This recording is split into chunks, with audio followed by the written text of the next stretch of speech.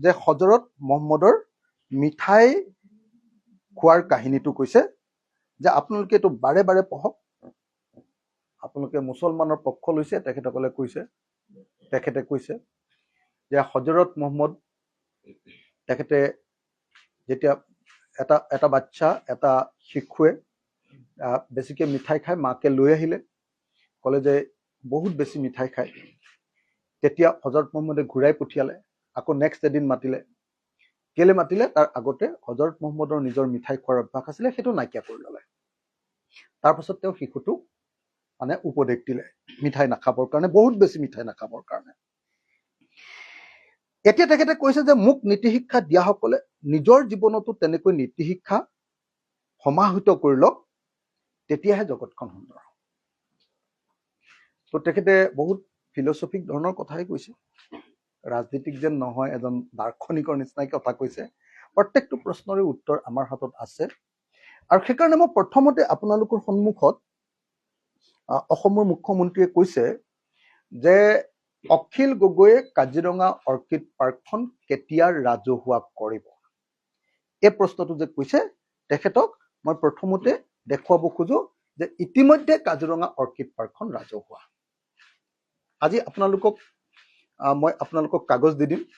এইখন আপোনালোকে চাওক এইখন হ'ল ষ্টেট গভৰ্ণমেণ্টৰ অসম চৰকাৰৰ কোঅপাৰেটিভ ডিপাৰ্টমেণ্টৰ চাৰ্টিফিকেট যে কাজিৰঙা অৰ্কিড পাৰ্ক এখন ৰাজহুৱা অনুষ্ঠান সমবায় অনুষ্ঠান ইয়াত কি লিখা আছে জানেনে office of the registrar of cooperative society Assam government of Assam certificate of registration Assam cooperative societies act 2007 তাত একদম স্পষ্টকে লিখি দিছে I do hereby certify that pursuant to the Assam Cooperative Society Act 2007 a cooperative society with a limited liability by the name and style of Kaziranga Jatiyo Orchid and Joibo Boichityo Udyan Samobai Samiti Limited has been registered in this office under section 10 and 11 of this act. The bylaw adopted by the said cooperative society have also been duly registered. শব্দটো হিমন্ত বিশ্ব শৰ্মাৰ কাৰণে জোৰকে কৈছো মই The area of the operation of the society state of Assam registration fees 10,000 এইবিলাক so and so আছে given this 18th day of December 2050 at Guwahati under my seal and registration seal and signature register of cooperative society Khanapara Guwahati 18/12/2015 18 December 2015 তাৰিখৰ দিনা কাজিৰঙা জাতীয় orchid আৰু জৈৱ বৈচিত্ৰ্য উদ্যানখন ৰাজহুৱা প্ৰতিষ্ঠান ৰূপে অসম চৰকাৰৰ সমবায় বিভাগত পঞ্জীয়ন কৰা হৈছে মই আকৌ কৈছো 18 ডিচেম্বৰ 2015 তাৰিখৰ দিনা কাজিৰঙা অৰ্কিড পাৰ্কখন অসমৰ এখন ৰাজহুৱা অনুষ্ঠান ৰূপে অসম চৰকাৰৰ কোঅপাৰেটিভ আইন 2007 সেকশন 10 আৰু 11 অধীনত এইখনক এখন ৰাজহুৱা প্ৰতিষ্ঠান ৰূপে পঞ্জীয়ন কৰা হৈছে অৰ্থাৎ 18 ডিচেম্বৰ 2015 চনৰ পৰা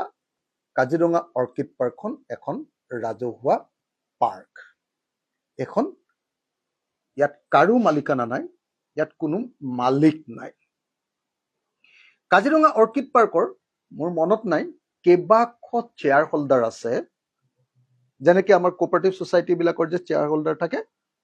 সেই কোঅপাৰেটিভ ছ'চাইটি বিলাকৰ চেয়াৰ হোল্ডাৰ আছে আমাৰ কি অসমৰ বিভিন্ন অঞ্চলৰ খেতিয়ক বিলাকৰ অসমৰ সকলো জিলাৰ খেতিয়ক বিলাকৰ চেয়াৰ হোল্ডাৰ আছে আৰু কাজিৰঙা অৰ্কিড পাৰ্কত স্পষ্টকে বেৰত একেবাৰে মানে একদম বেৰত খুদিত কৰি লিখি থোৱা আছে যে এখন কৃষক মুক্তি সংগ্ৰাম সমিতিৰ দ্বাৰা তৈয়াৰ কৰা এটা সমবায় প্ৰতিষ্ঠান এখন ৰাজহুৱা ইয়াৰ কোনো মালিক নাই ইয়াৰ কোনো প্ৰফিট খাব নোৱাৰে ইয়াৰ কোনো মালিক নাই আৰু ইয়াক কোনো ব্যক্তিগত সম্পত্তিত পৰিণত কৰিব নোৱাৰে।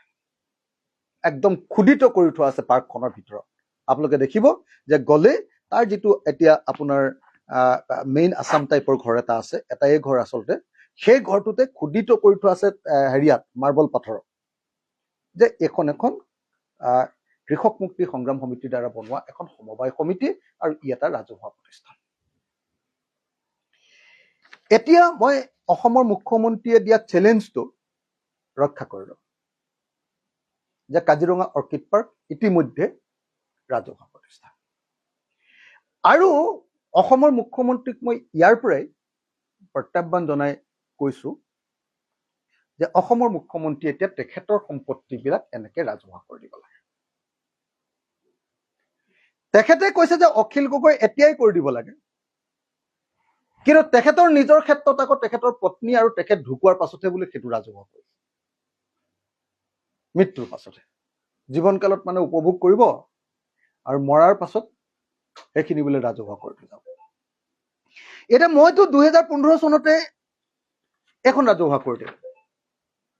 চাওক, আজি আপোনালোকক কপি এটাও দি পঠিয়াম মই। এনে মানুহবিলাকে গাই বাই থকাতকে সাংবাদিকৰ সন্মুখত একদম এই 10টা কপি মই উলিয়াই লৈ আহিছো, আপোনালোকক এই কপিকেইটা এতিয়া আপোনালোকৰ হাতত দি পঠিয়াম। আৰু এইখন অসমৰ ভিতৰতে এখন আটাইতকৈ ডাঙৰ কোঅপাৰেটিভ ছ'চাইটি ষ্টেট লেভেলৰ। এই কোঅপাৰেটিভ ছ'চাইটিৰ প্ৰত্যেকটো পইচা অসম চৰকাৰৰ কোঅপাৰেটিভ ডিপাৰ্টমেণ্টৰ জৰিয়তে সদায় প্ৰত্যেক বছৰে ইয়াৰ অডিট কৰা হয়। প্ৰত্যেকখন কাগজ অখিল গগৈ তাৰ পৰা 5 পইচা ক'ৰবাত খাইছে নেকি বুলি প্ৰত্যেক বছৰে প্ৰতিখন কাগজ তন্ন তন্নকে চাই ইয়াৰ পুৰা অডিট কৰে। অডিট কৰা বুলি নিশ্চয় সকলোৱে জানে। অডিট কৰে আৰু অডিট কৰি প্ৰত্যেক বছৰে অসমৰ ভিতৰতে এখন ফাৰ্ষ্ট ক্লাছ অডিটত আমি A+ বা A পাই আছো সদায়, যে এখন একদম ফাৰ্ষ্ট ক্লাছ কোনো কেলেংকাৰী নথকা এখন সমবায় সমিতি, য'ত ক'তো 2 নম্বৰী টকা 1 টকাও পোৱা নাই।